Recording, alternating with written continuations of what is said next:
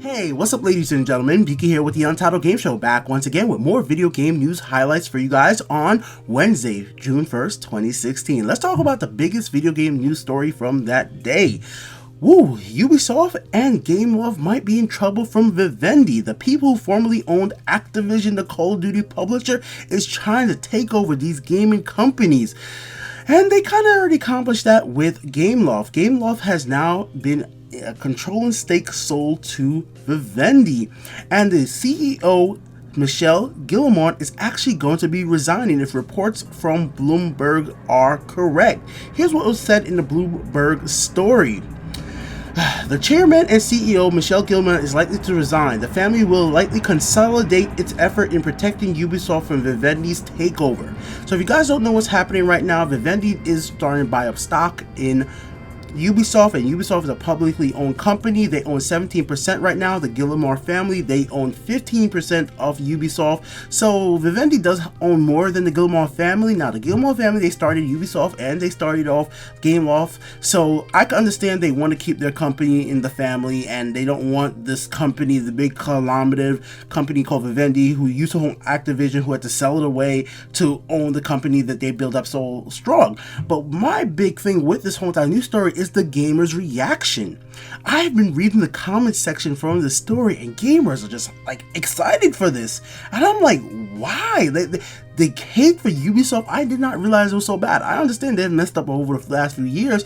People hate Uplay integration, how they do their online stuff on PC, and I want to know from you guys, do you want Vivendi to take over Ubisoft in like 6 months from now when they get to do another push and maybe change up Ubisoft's leadership and actually maybe make them support PC games better and change the way Ubisoft does their business? For me right now, I kind of like the fact that Ubisoft is willing to actually put some money into new IPs. They're not the best at PC games out there, but they're going to be putting out games like For Honor. They did try out stuff like Watch Dogs. It didn't really work out that well. Last Generation did try something like Assassin's Creed. They do re-release a lot of games, but they are willing to try new stuff, and I do want to see Ubisoft stay with the controlling family that started the business, the Guillemots. That's my personal opinion right now, but that really actually differs from many other opinions from gamers that I've seen online, and I would love to know your guys' opinions in the comment section below. Do you want to see Ubisoft be taken over by Vivendi? Let's move on from that story right there. In a quick Overwatch update,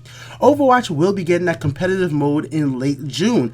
Yesterday there was reports coming out on Twitter that it was going to come out in July and even late July, but right now, due to Game Informer, there was actually a response, and this is what it had to say. We're still on target for late June. He says tweets have been issued to the individuals that were asking about the late July release of the competitive mode. If you guys don't know, there was a competitive mode in the beta for Overwatch, but it's been taken out for the official game release, and it's going to be added back to the game now in late June, which a lot of people have been asking for because they want the game to be a little more like, I'm just going to be truthful to you guys. I like myself some Overwatch. It's a fun game to play, as you guys see from the gameplay I'm showing you guys right now, but unfortunately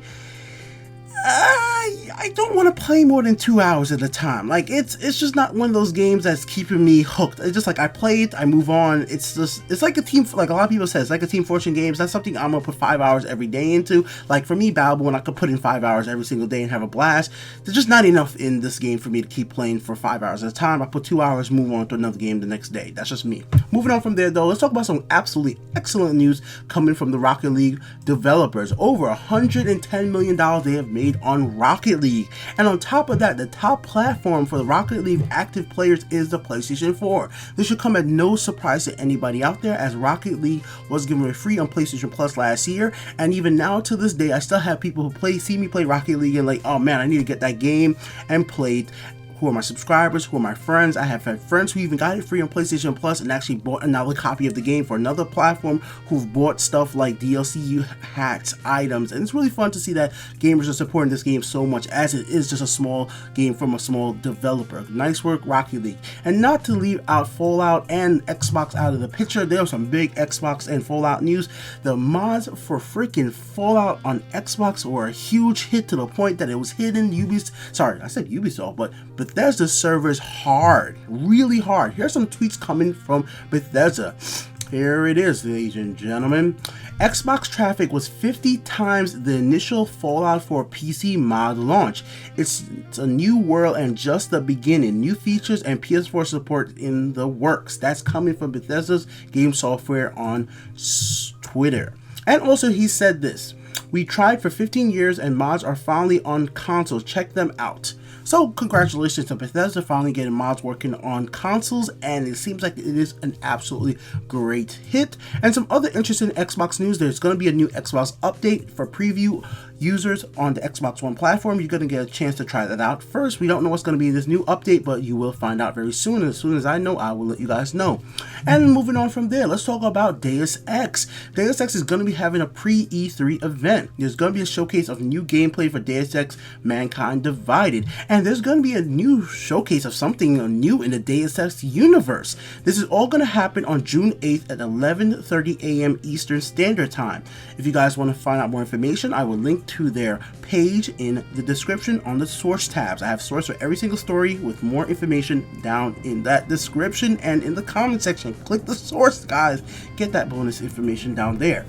Now, I just want to give you guys my personal take on what I would love to see from the Deus Ex universe, and I know a lot of people won't agree with me on this, but I would love to see a little television show. I know, guys, no, don't make television, don't make video game television, don't make video game movies. Hey, guys, I think some video game movies and television shows have been okay, so I wouldn't mind seeing something in the Deus Ex universe that was done well. That's just what I want to see. I mean, they could announce another game with this event. I don't know. We have to wait and see on June 8th. I'm definitely going to be watching it. I'm definitely going to tell you guys what they do officially announce. Anyways, thank you guys for watching. Be here with the Untitled Game Show. I'll be back tomorrow with more video game news. Peace out.